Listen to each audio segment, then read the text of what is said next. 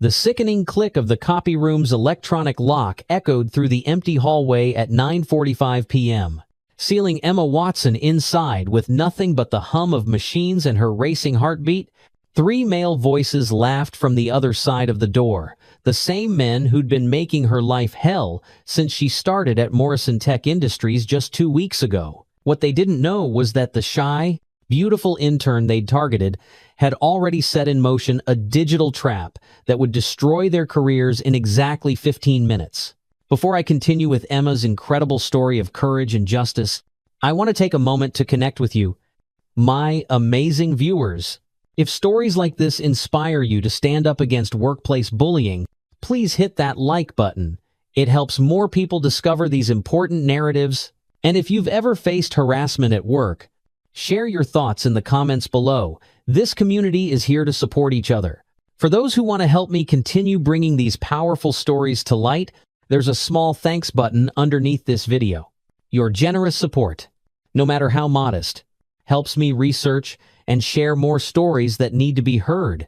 Stories that might give someone else the courage to fight back. Every contribution goes directly into creating content that matters, that inspires change, and that reminds us all that we're never alone in our struggles. Thank you for being here, for listening, and for being part of this movement. Now, let me tell you exactly how Emma turned the tables on her tormentors. Emma pressed her back against the cold metal door.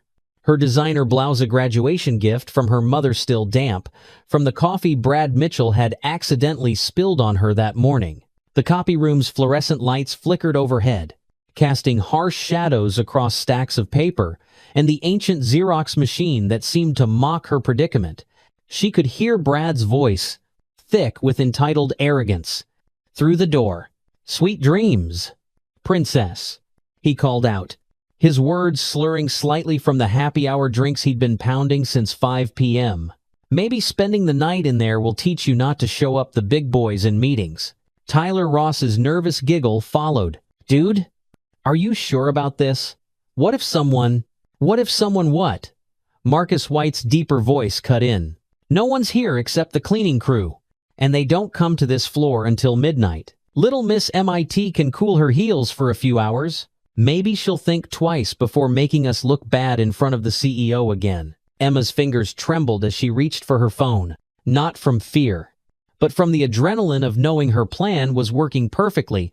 2 weeks of systematic harassment, documented and digitized. 2 weeks of inappropriate comments about her figure-hugging pencil skirts, her exotic features, and her surprising technical knowledge for a pretty girl. 2 weeks of deleted files, sabotaged presentations, and accidental physical contact in the elevator.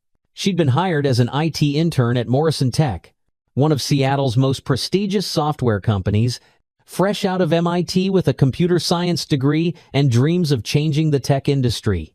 At 23, Emma had already published 2 papers on cybersecurity and developed an app that helped 200,000 women report workplace harassment anonymously.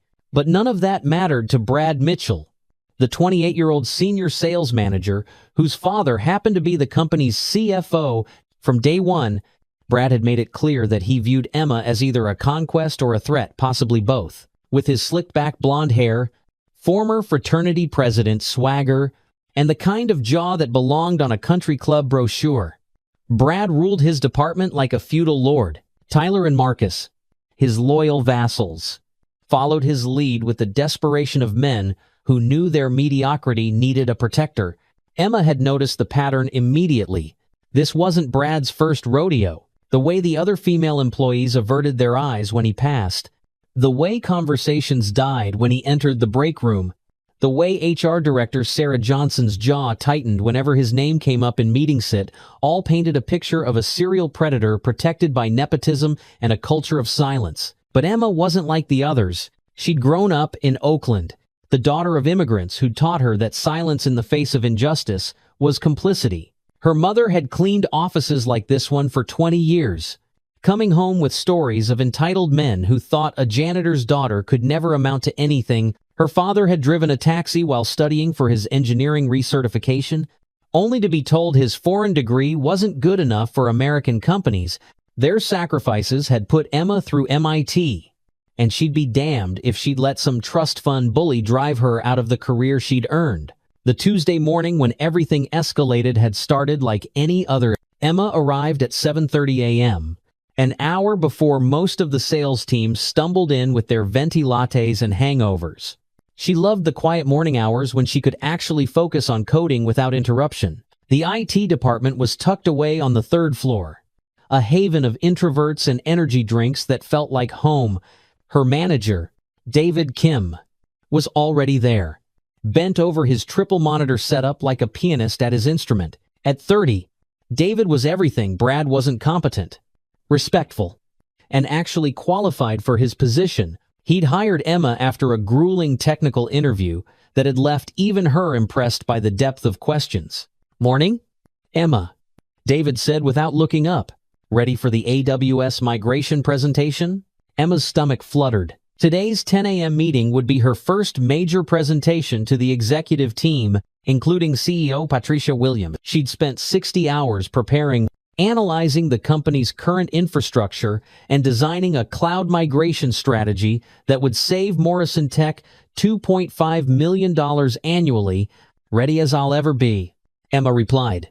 Settling into her desk, her workspace was still sparsy photo of her parents, her MIT diploma, which she'd hung up after Tyler had made a snide comment about diversity hires, and a small succulent that somehow thrived under fluorescent lights. The first sign of trouble came at 9:15 a.m. when Emma tried to access her presentation files. "Access denied." She frowned. Trying again. Same result. A quick check showed that her permissions had been revoked from the shared drive where she'd stored everything. "David," she called out, trying to keep the panic from her voice. "I can't access the presentation folder." David rolled his chair over, his fingers flying across her keyboard. His expression darkened. Someone changed the permissions at 8:47 a.m. From Brad Mitchell's account. Emma's heart sank. Of course, Brad had attended yesterday's prep meeting where she'd walked through her presentation. He'd sat in the back, arms crossed, his expression growing stonier with each slide that demonstrated just how much money the company was wasting on outdated systems. His sales team had championed 3 years ago.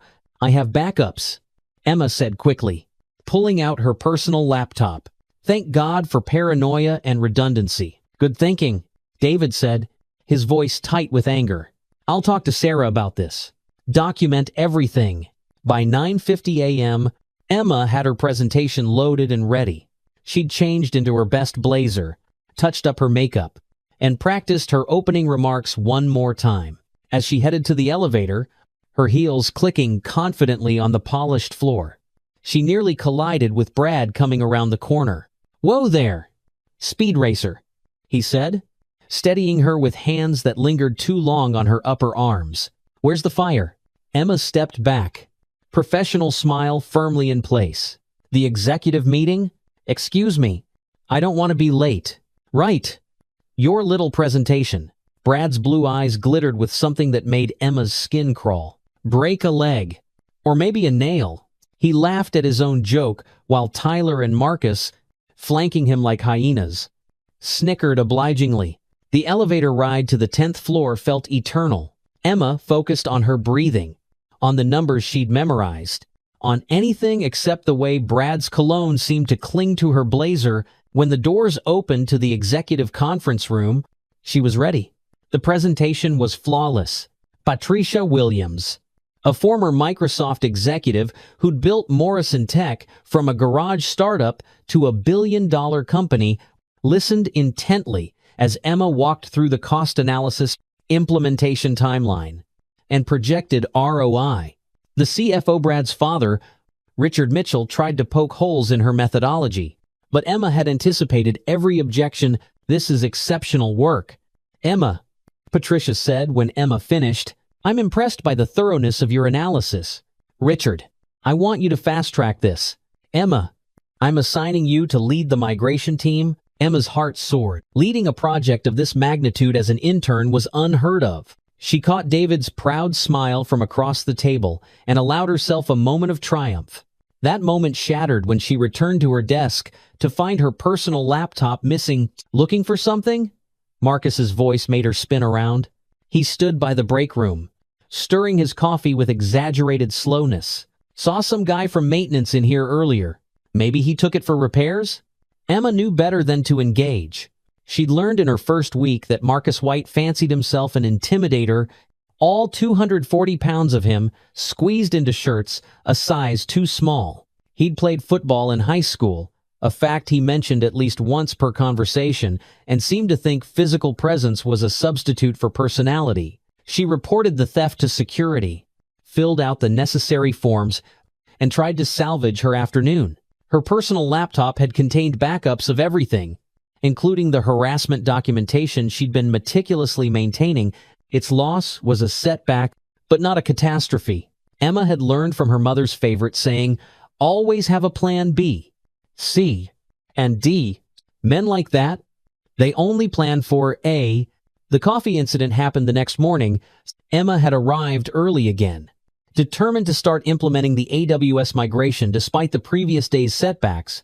She was reviewing server logs when Brad appeared at her cubicle. "Grande latte in hand? Peace offering," he said, placing the cup on her desk with a smile that didn't reach his eyes. "I heard about your laptop. That sucks.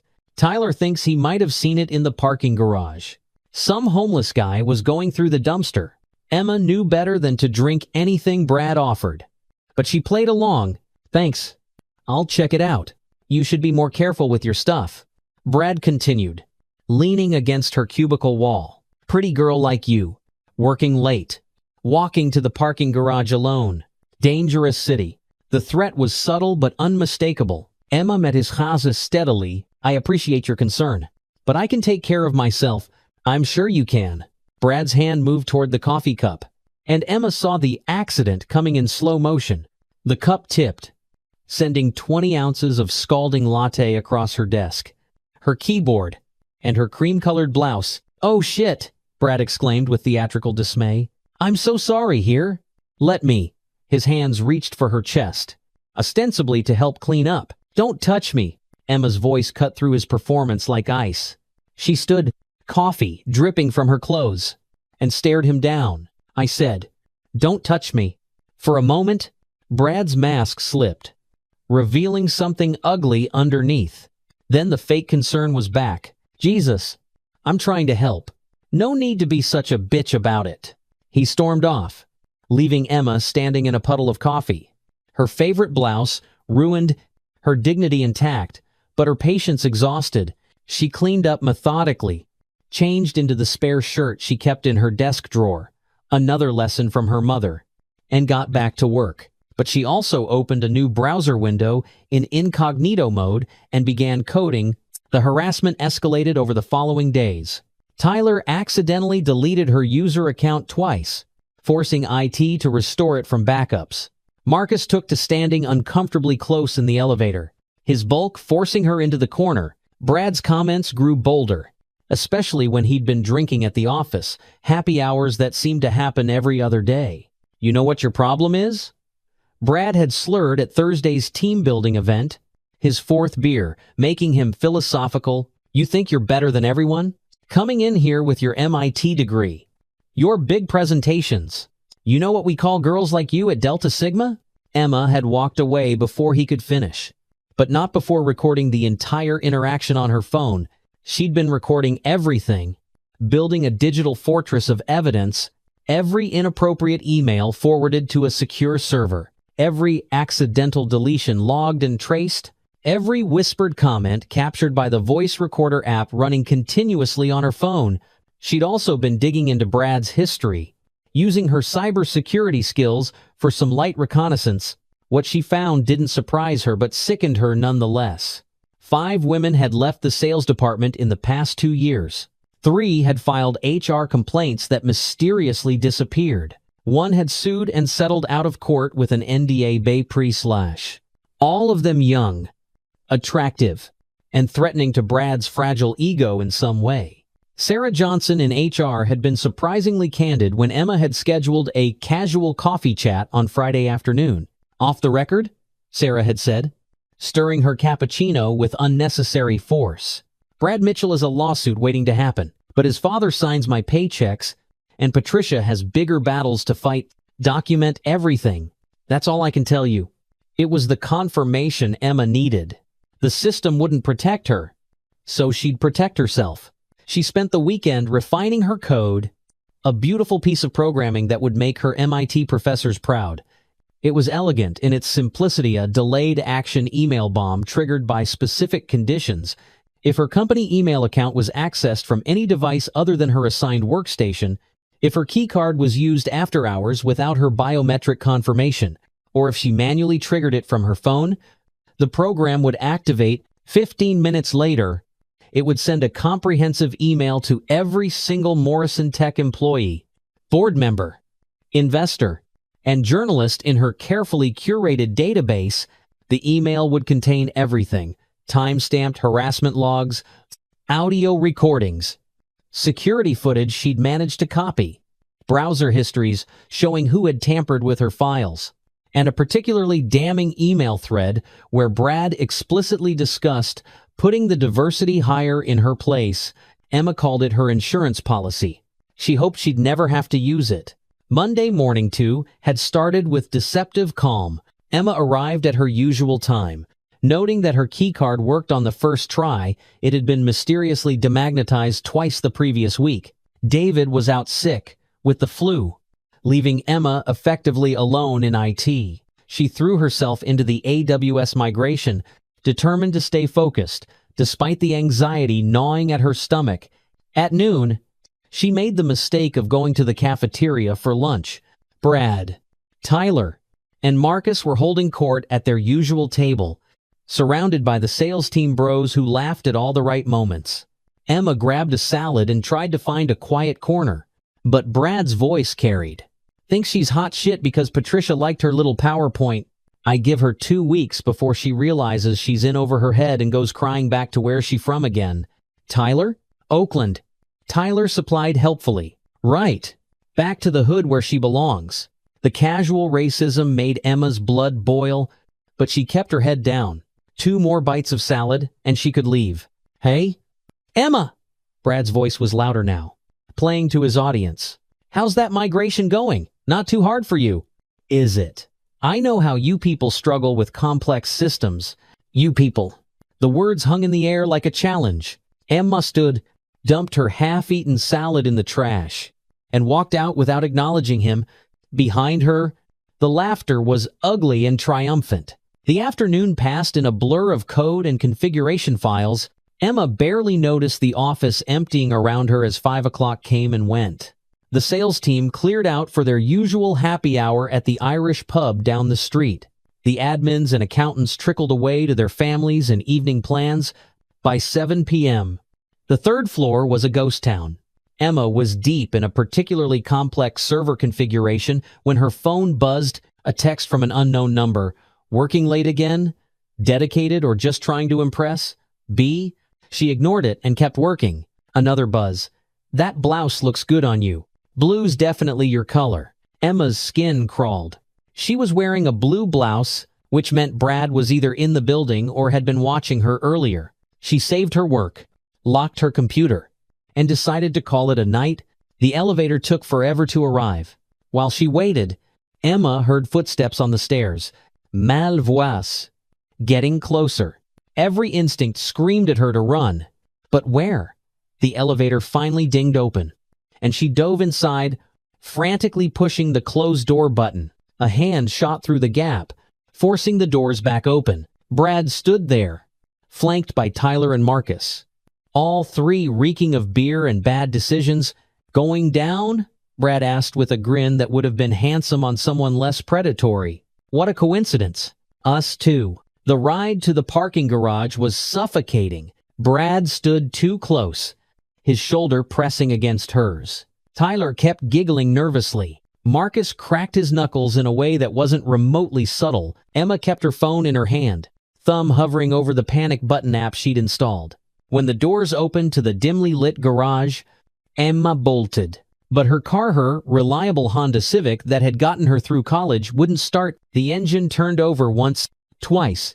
Then nothing. Car trouble? Brad materialized beside her window like a shark smelling blood. That's rough. Tyler here knows a thing or two about cars.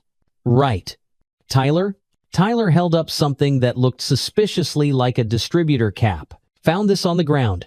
Weird. Emma forced herself to remain calm. I'll call an Uber. Don't be silly, Brad said, his tone shifting to something almost reasonable. Look, I know we got off on the wrong foot. Let me make it up to you. Come back upstairs. We'll order some food. Talk about the project. Clear the air like adults. Every true crime podcast Emma had ever listened to screamed in her head. But she also knew that refusing might escalate things here in the dark garage, where security cameras were conveniently under maintenance. Fine, she said, getting out of her car with deliberate calm. 1 hour.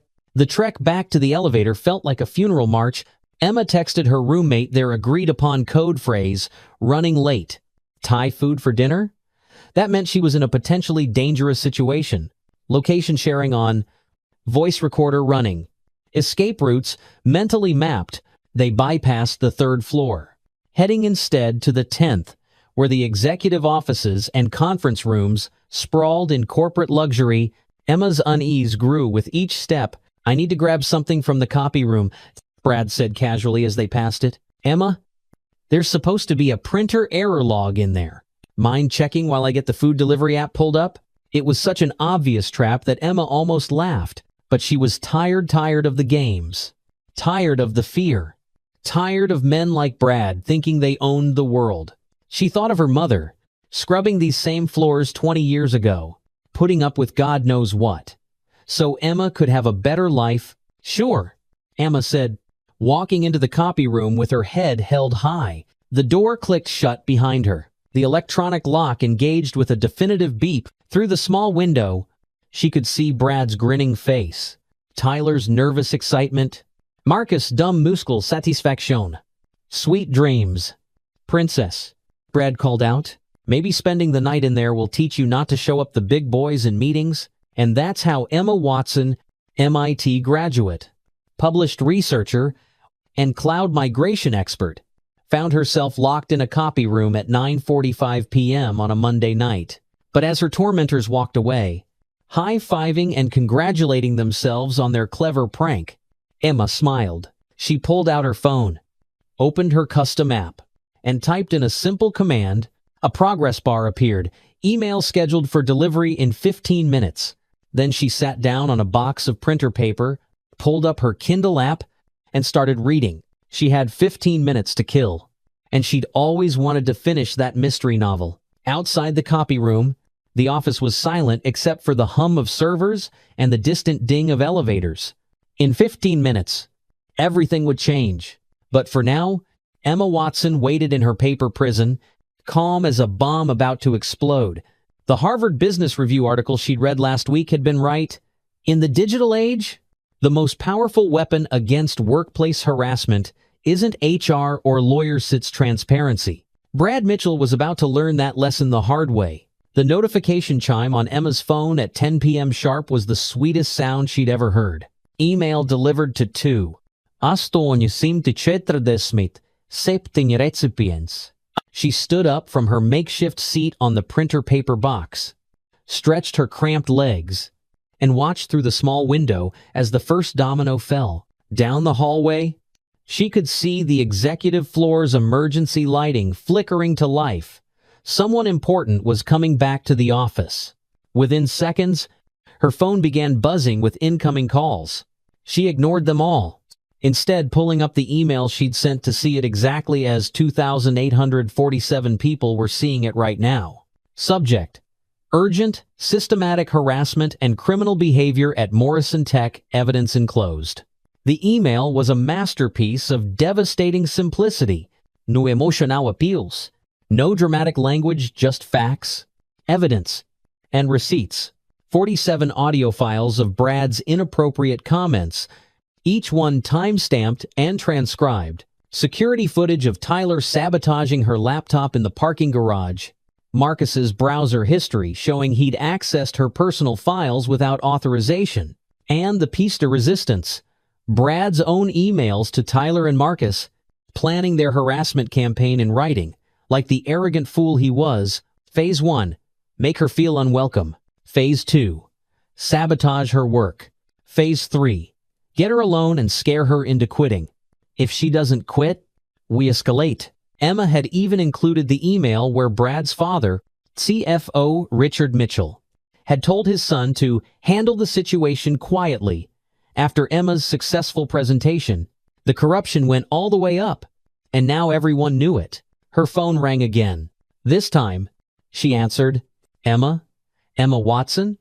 The voice belonged to Patricia Williams herself, and she sounded like she'd been running. Are you safe? Where are you? Copy room, 10th floor. Emma replied calmly. Brad Mitchell, Tyler Ross, and Marcus White locked me in here about 15 minutes ago. I'm fine, but I could use some help getting out. Security is already on their way up. Don't move. Are you hurt? No. Ma'am, just imprisoned. That email is everything in it true? Every word, every file, every timestamp. I have backups of all original recordings and documents. Of course, there was a pause. Then Patricia's voice came back, steel wrapped in silk. When security gets you out, come directly to my office. Bring everything. The line went dead. Emma sat back down to wait, pulling up her social media feeds to watch the fireworks. Morrison Tech employees were already sharing the email, expressing shock and outrage. The women, especially, were vocal. I knew it. Brad grabbed my ass at the Christmas party and Har did nothing. Tyler deleted my presentation before the quarterly review. I got written up for being unprepared. Now I know why. Marcus cornered me in the supply closet my first week. I never reported it because who would believe me? The copy room door burst open at 10:07 p.m. 3 security guards stood there, led by James Washington, the head of building security, who'd always been kind to Emma. Miss Watson, are you all right? James helped her to her feet, his dark face creased with concern. We've got the 3 suspects detained downstairs. Police are on their way. Police? Emma blinked. She'd expected firing. Maybe lawsuits. But not criminal charges. Unlawful imprisonment is a felony. James explained as they walked to the elevator. Plus, the FBI's cybercrime division is very interested in the unauthorized access to your personal files. Seems, Mr. Mitchell used his father's credentials to hack into your cloud storage. Emma's mind raced. She'd known about the hacking but hadn't realized it crossed into federal territory. As they rode up to the executive floor, she could hear shouting from below. Brad's voice, high and panicked. You don't understand. My father will sue all of you. This is entrapment. That bitch set us up. Patricia Williams's corner office was a testament to understated power. Floor-to-ceiling windows overlooked Seattle's glittering skyline. Awards and patents lined the walls. Patricia herself stood behind her desk. Still in the evening gown, she'd apparently worn to whatever event Emma's email had interrupted. Sit. Patricia commanded, gesturing to a leather chair. Sarah, are you on? Emma noticed the speakerphone for the first time. Sarah Johnson's voice came through clearly. I'm here. I've pulled all the files. How many? Patricia's question was sharp. 17 formal complaints against Brad Mitchell over 4 years, 11 against Tyler Ross, 8 against Marcus White. All buried, dismissed, or settled quietly. Patricia's face was stone. And you knew about this? I reported it to Richard Mitchell repeatedly. He assured me it was being handled internally. You should have come to me. With respect, Patricia. Richard Mitchell is the CFO. He controls my department's budget, and the last person who went over his head was fired for performance issues 2 weeks later. Emma watched this corporate drama unfold with fascination. The rot went deeper than even she had realized. Emma! Patricia turned her laser focus back to the intern. Tell me everything. From the beginning. Saw Emma did. She laid out 2 weeks of harassment in clinical detail, backed up with times, dates, and evidence. She explained her documentation system, her coding of the email bomb, her growing realization that she was just the latest in a long line of victims. Why didn't you come to me sooner? Patricia asked when Emma finished. Because I'm a 23-year-old intern, and Brad Mitchell's father signs the checks. Emma said simply, would you have believed me over him? Patricia's silence was answer enough. Ma'am, I need this job. Emma continued, I have student loans. My parents sacrificed everything for my education. I couldn't afford to be blackballed from the tech industry for being a troublemaker. So I protected myself the only way I knew how with code and evidence. The email system you created? Patricia leaned forward. How does it work? Emma pulled out her phone, showing the elegant interface she designed. It's triggered by specific conditions. Unauthorized access to my accounts. My keycard being used without biometric confirmation. Or manual activation. Once triggered, it compiles all evidence from my secure cloud storage and sends it to a preset distribution list. The 15-minute delay is to prevent accidental activation, but short enough that I couldn't be coerced into stopping it. Brilliant. Patricia murmured. Absolutely brilliant. You turned their own digital infrastructure against them. The door burst open. Richard Mitchell stormed in, his face purple with rage. Patricia, this is a disaster. The board is calling for an emergency meeting. Our stock price is going to tank. We need to do damage control immediately. He noticed Emma and his expression darkened further. You vindictive little... Choose your next words very carefully. Richard. Patricia's voice could have frozen hell. Your son is being arrested for multiple felonies? You're named in several emails as an accessory. I'd think very hard before adding witness intimidation to your charges. Richard's mouth opened and closed like a fish. My son was just... He's young. Hey, didn't mean. He's 28 years old. Emma said quietly. Old enough to know that locking someone in a room against their will is kidnapping. Old enough to know that accessing someone's private files is a federal crime. Old enough to know that sexual harassment is wrong. You set him up. I defended myself. Emma corrected. There's a difference. Patricia's phone buzzed. She glanced at it and smiled grimly. The board has made their decision. Richard, you're terminated effective immediately. Security will escort you out. Your final check will be mailed, minus the cost of the lawsuits your son's behavior is about to generate. You can't do this, Richard sputtered. I built this company with you. No? You rode my coattails, while your son terrorized my employees.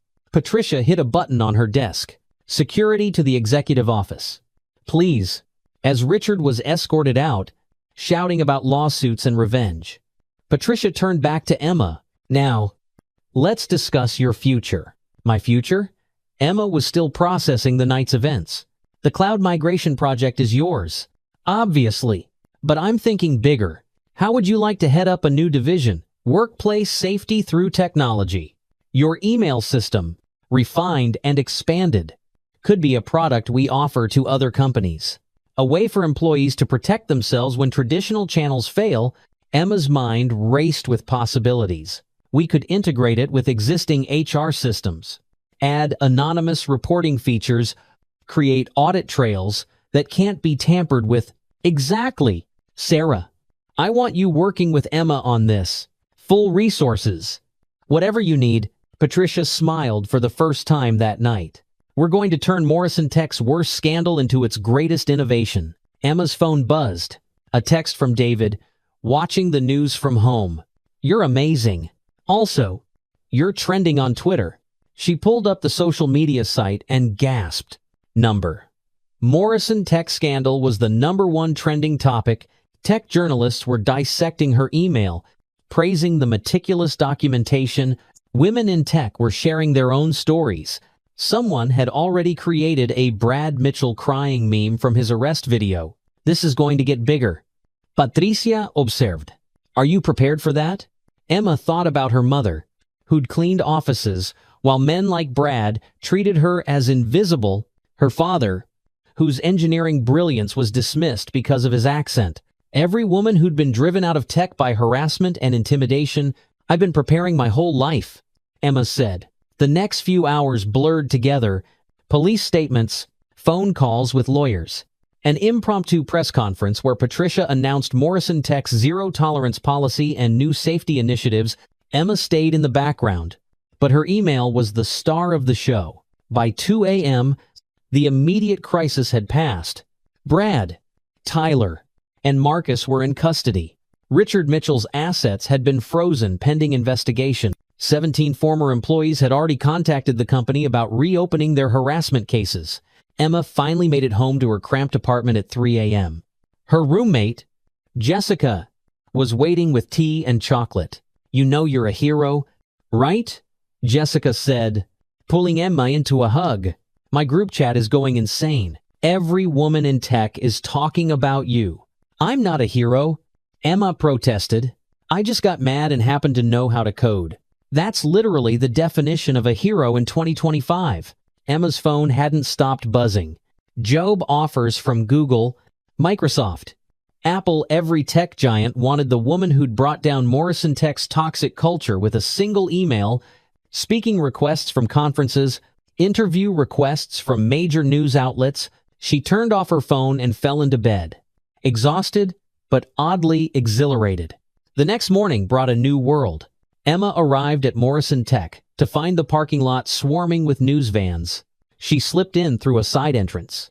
Making her way to the third floor, the IT department erupted in applause when she walked in. David grabbed her in a bear hug.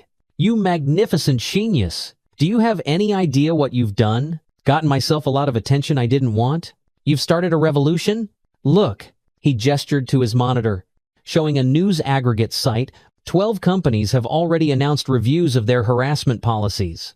3 CEOs have resigned over similar scandals. The hashtag number email bomb is trending globally. Emma sank into her chair, overwhelmed. She just wanted to stop Brad from hurting anyone else. She hadn't expected to catalyze a movement. Patricia appeared at her cubicle. "Walk with me." They strolled through the office, which buzzed with a different energy than before. Women walked taller. Conversations were more open. The fear that had permeated the space was gone. "I've been CEO for 15 years, Patricia said quietly. "I thought I'd created a good company, a safe space. Your email showed me how blind I'd been. You couldn't have known." "I should have known. That's my job." Patricia stopped at a window overlooking the city. "I'm implementing your suggestion. Every Morrison Tech employee will have access to your protection system. We're also hiring an external firm to interview every employee about their experiences. No more buried complaints." "What about Brad and the others?" "Brad's looking at 5 to 10 years if convicted on all charges. Tyler and Marcus are cooperating with prosecutors for reduced sentences. They're giving up every executive who looked the other way, every HR person who buried complaints, every manager who participated in the culture of silence." Emma felt a mix of satisfaction and sadness. Lives ruined because men couldn't handle working with competent women. "I have a meeting with the board in an hour," Patricia continued. "They want to know how we move forward." "What would you tell them?" Emma thought carefully. That sunshine is the best disinfectant. That protecting employees isn't just morally right, it's good business. That every Brad Mitchell we allow to flourish costs us brilliant minds who leave rather than endure abuse. "You're 23 years old?" Patricia smiled. "How did you get so wise?" "I had good teachers," Emma said, thinking of her parents, "and bad examples." The next weeks passed in a whirlwind. Emma testified before a grand jury, her evidence helping secure indictments not just against her harassers, but against a network of enablers. She spoke at conferences, sharing her story and her code with women who needed protection. She turned down million-dollar offers from competitors, choosing to stay at Morrison Tech to build her workplace safety through technology division. The trial was a media sensation. Brad Mitchell, once so cocky and untouchable, looked diminished in his orange jumpsuit. His father had fled the country to avoid prosecution. Tyler and Marcus testified against him in exchange for probation and community service. Emma's testimony was the climax. She sat in the witness box, 23 years old and unshakable, and laid out the systematic campaign of harassment with the same precision she'd used to debug code. "Why didn't you just quit?" Brad's lawyer asked, going for the victim-blaming defense. "Because I earned my place at Morrison Tech," Emma replied calmly. because no one should have to choose between their career and their safety, because if I quit, he'd just do it to the next woman. So you plotted revenge? I created a defensive system, like a digital panic button. Your client chose to activate it by imprisoning me. The jury deliberated for less than 2 hours, guilty on all counts. Brad Mitchell was sentenced to 6 years in federal prison for cybercrimes, unlawful imprisonment, and criminal harassment. The judge called him a predator who used his privilege and position to terrorize women in the workplace. Emma was there for the sentencing. As Brad was led away in shackles, he caught her eye. The arrogance was gone, replaced by something hollow and defeated. Emma felt no satisfaction, only relief that he couldn't hurt anyone else. Outside the courthouse, reporters swarmed. "Miss Watson, how does it feel to be vindicated?" "It feels like justice," Emma said simply. "Not just for me, but for every woman he harassed, every career he derailed, every dream he tried to crush." "What's next for you?" Emma smiled. "I have code to write, systems to build, women to protect, the usual." 6 months later, Emma stood before a packed auditorium at the Grace Hopper celebration, the world's largest gathering of women in tech. Her presentation, the email that changed everything, building digital self-defense systems, had sold out in minutes. She looked out at thousands of faces, young women just starting their careers, veterans who'd survived decades in hostile environments, allies who wanted to do better. In the front row, her parents sat beaming with pride. 6 months ago, I was locked in a copy room by men who thought they could intimidate me into silence. Emma began. They thought I was just another intern to be bullied and broken. They were wrong. She clicked to her first slide, the code that had started it all. This is not a story about revenge. It's a story about preparation, about turning our technical skills into shields and swords, about refusing to be victims in our own careers. The presentation flew by. Emma shared everything: her code, her strategies, her hard-won wisdom.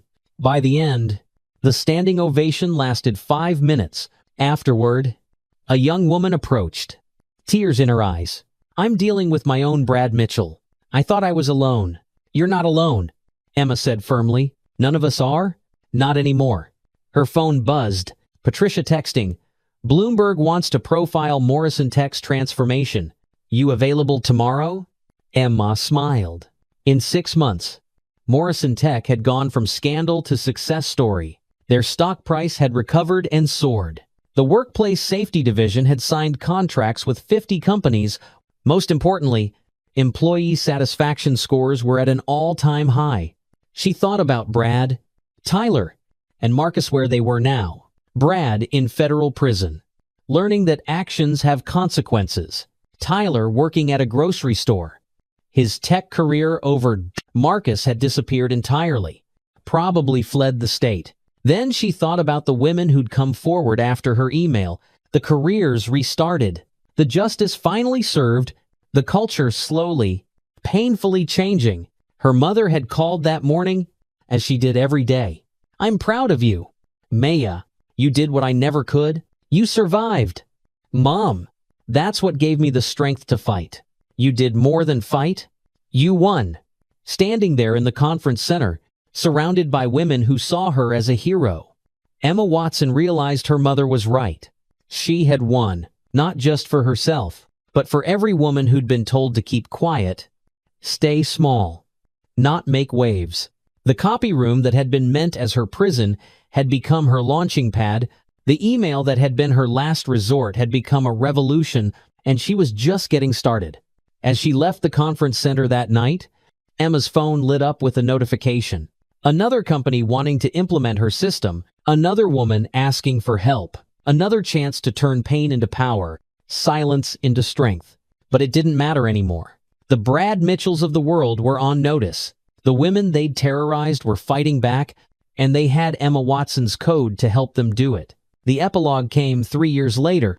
On a crisp Seattle morning, Emma Watson, now Director of Digital Safety Innovation at Morrison Tech, stood in the same copy room where it all began. But this time, she held a champagne glass.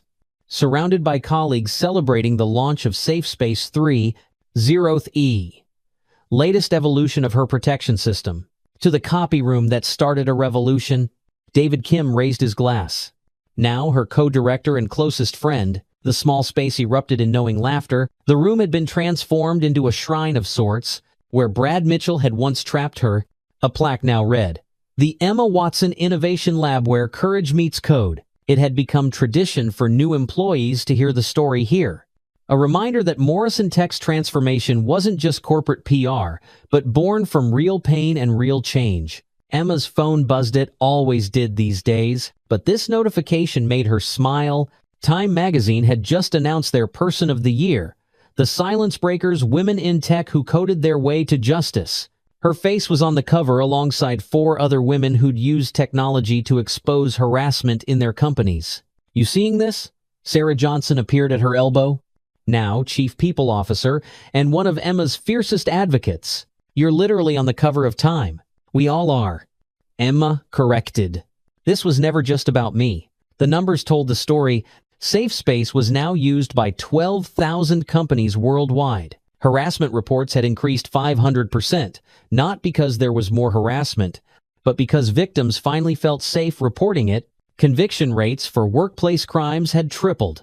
The Emma Watson Protocol was taught in business schools as a case study in crisis management and ethical leadership. Patricia Williams joined the celebration, her presence still commanding attention. "Emma, the documentary crew is here. Ready for your interview?" Netflix was producing Locked In, the email that changed Silicon Valley. And today they were filming at Morrison Tech. Emma had agreed to participate, not for fame, but for the women still suffering in silence. As she walked to the interview setup, Emma passed the wall of photos. Every woman who'd come forward after her email, every career saved, every predator stopped. Brad Mitchell's former office was now a mother's room. Tyler Ross's desk belonged to a brilliant female engineer from Guatemala. Marcus White's parking spot was reserved for the Employee of the Month. The interviewer, a sharp-eyed journalist named Rebecca Watson, no relation, dove straight in. 3 years later, any regrets? Emma considered the question. "I regret that it was necessary. I regret that 17 women suffered before me.